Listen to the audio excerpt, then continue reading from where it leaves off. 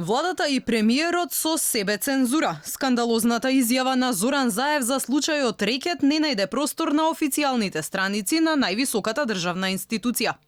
Секако дека нема да дозволи неколку криминалци, еден суетен новинар и да ме извини ЛГБТ заедницата, еден педер, да симнат оваа влада од власт. Не.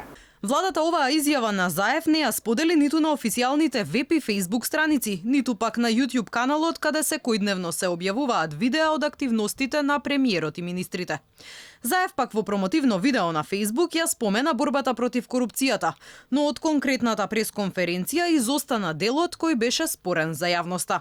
Јас уште еднаш напоменувам со човекот кој што го пријави овој случај. Да не биде тоа заборавено.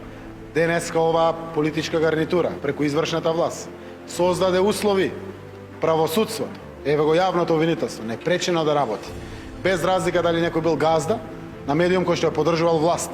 Денеска тој е во притвор. А токму владата кон крајот на минатиот месец донесе стратегија за справување со лажни вести, како дел од проактивните мерки.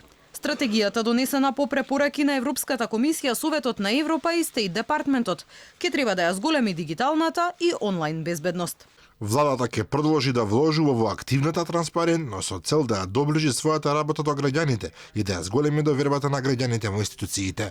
Од друга страна, со информациите кои ги споделуваат официјалните државни институции не се занимаваат ниту сервисите за проверка на факти, кои до промената на власта секојдневно анализираа новинарски текстови и етикетираа новинари и медиуми.